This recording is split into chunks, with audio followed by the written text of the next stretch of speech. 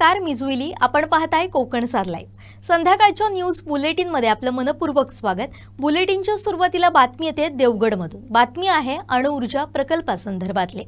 देवगड तालुक्यात प्रस्तावित अणुऊर्जा प्रकल्पाच्या विरोधात 3 जुलै रोजी होणाऱ्या जलसमाधी आंदोलनाच्या पार्श्वभूमीवर आंदोलनाची तयारी अधिक जोरदार सुरू झाली आहे, तीव्र झाली आहे. त्याचाच एक भाग म्हणून मीठमुंबरी, कुणकेश्वर, कातवण, मिठभाव, हिंदळे, मुणगे तसेच परिसरातील प्रमुख नाक्यांवर अणुऊर्जा प्रकल्पाविरोधी मोठं लक्षवेधी बॅनर लावण्यात आले आहे. या बॅनरवर मुख्यमंत्री देवेंद्र फडणवीस यांनी विधानसभेत केलेल्या वक्तव्याचा उल्लेख करण्यात आलाय. अणुऊर्जा प्रकल्पाबाबत अदानी आणि रिलायन्स सोबत सामंजस्य करार झाला असला तरी प्रकल्पासाठी जागा निश्चित झालेली नाही, या विधानाची आठवण करून देत आंदोलनकर्त्यांनी जनतेसमोर वस्तुस्थिती मांडण्याचा प्रयत्न केला. आंदोलनकर्त्यांच्या म्हणण्यानुसार या बॅनरद्वारे अणुऊर्जा प्रकल्पाला स्थानिकांचा तीव्र विरोध असल्याचा संदेश देण्यात येतोय.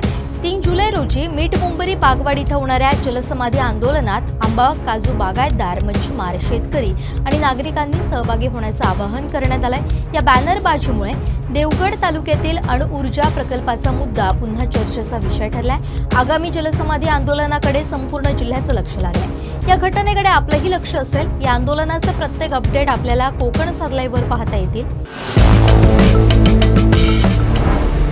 आता पुढील बातमी पाहूया. बांदा दोडामार्ग रस्त्याला पानवळमध्ये नदीचं स्वरूप आलंय. मुसळधार कोसळणाऱ्या पावसामुळे ही घटना घडली आहे. यामुळे दुचाकीधारांना तारेवरची कसरत करावी लागते. पाहूयात या संदर्भातला व्हिडिओ.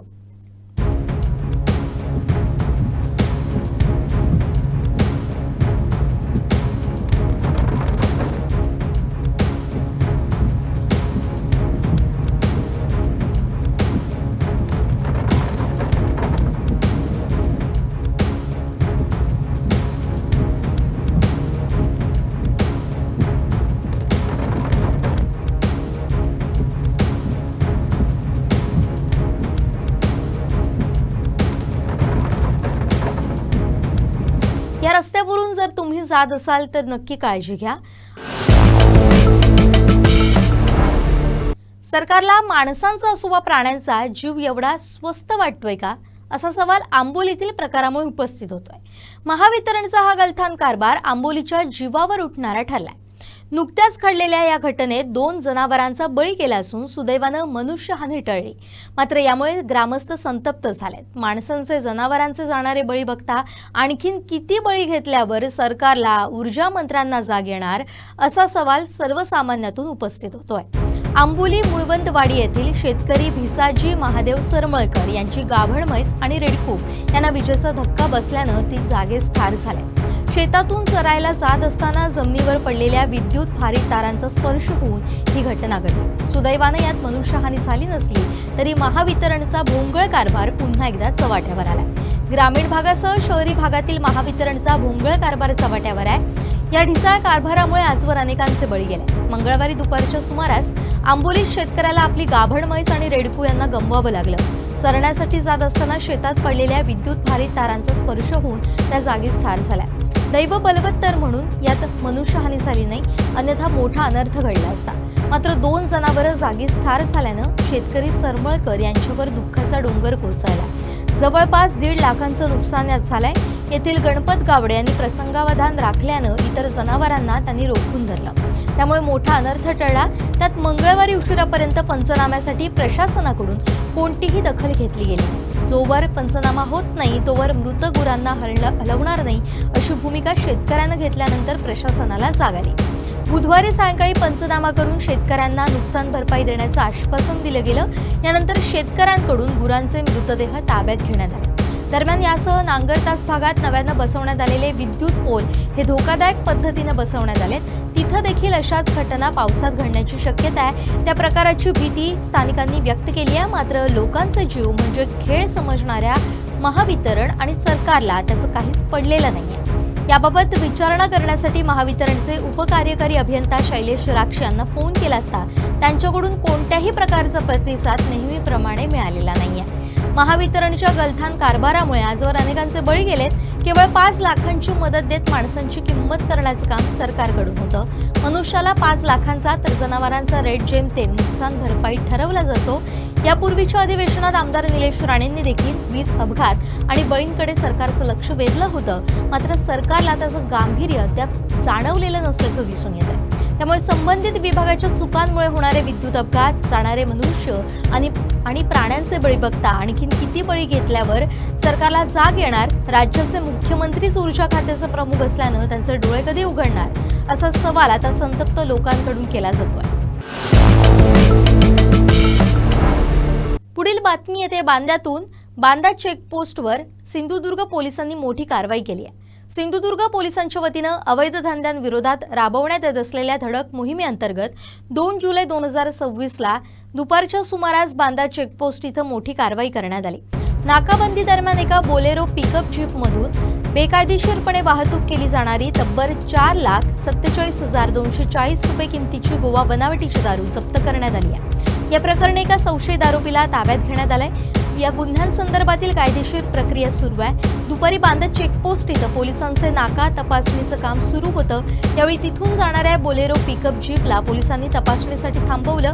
गाडीची कसून झडती घेतली असता पोलिसांना त्यामध्ये विविध नामांकित ब्रँडची गोवा बनावटीची दारू लपवून ठेवल्याचं आढळून आलं। या प्रकरणी पोलिसांनी संशयित आरोपी अमोल लक्ष्मण चिंदरकर याला ताब्यात घेतलंय।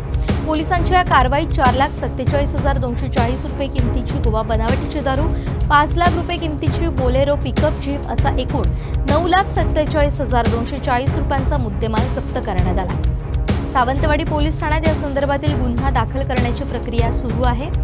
ही धडक कारवाई पोलीस अधीक्षक मोहन दहिकर, अप्पर पोलीस अधीक्षक नयोमी साटम यांच्या मार्गदर्शनाखाली सहाय्यक पोलीस निरीक्षक पंकज शिंदे, पोलीस उपनिरीक्षक पालकर, पोलीस उपनिरीक्षक Pawar, police head constable Parab यांनी केली आहे। तसेच या कारवाईत हेड कॉन्स्टेबल दादा परब, राजेश गवस, राकेश चव्हाण यांनी मोलाची मदत केली आहे।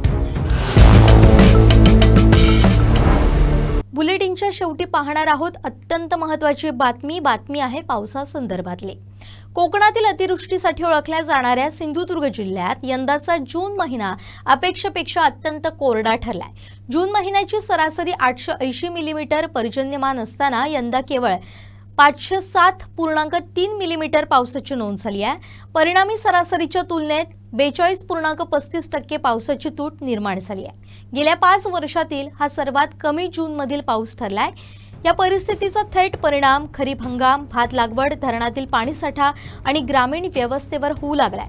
जून महिन्यात दमदार पावसाऐवजी अधूनमधून हलक्या ते मध्यम स्वरूपाच्या सरी कोसळल्यानं जिल्ह्यातील बहुतांश भागात शेतीची कामं अपेक्षित वेगानं होऊ शकली नाहीये।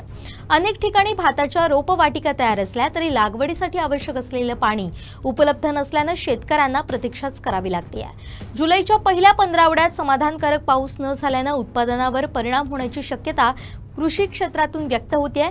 जिल्ह्यातील 3 मध्यम प्रकल्पांमध्ये 50.12% पाणीसाठा असून हा मागील 2 वर्षांच्या तुलनेत काहीसा समाधानकारक आहे।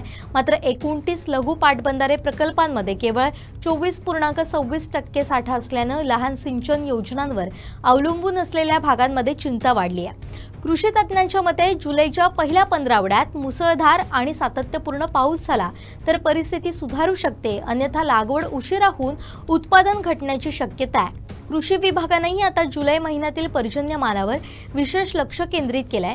गेल्या काही वर्षांपासून जून महिन्यातील पावसाचं स्वरूप बदलत असल्याचं चित्र दिसतंय। पावसाची सुरुवात उशिरा होणं, कमी दिवसात अतिवृष्टी होणं किंवा दीर्घखंड पडणं अशी परिस्थिती वारंवार निर्माण होते। त्यामुळे कृषी नियोजन, जलसंधारण आणि पाणी व्यवस्थापनाला अधिक महत्त्व प्राप्त झालंय। यंदाचा जून महिना सिंधुदुर्गसाठी केवळ पावसाच्या आकडेवारीपुरता मर्यादित नसून शेती, जलसाठा आणि ग्रामीण भागातील अर्थव्यवस्थेला सावध करणारा ठरलाय। आता संपूर्ण जिल्ह्याच्या नजरा जुलै महिन्यातील पावसाकडे लागल्या। त्यावरच खरीप हंगामाचं भवितव्य आणि धरणातील पाणीसाठ्याचं चित्र अवलंबून राहणार आहे। जून जरी आता कोरडा गेला असला तरी आता नजरा लागल्यात ते जुलै महिन्यातील पावसाच्या कामगिरीकडे। या बातमीसह संध्याकाळच्या बुलेटिनमध्ये इथंच थांबतोय। पाहत रहा कोकण सात लाईव्ह।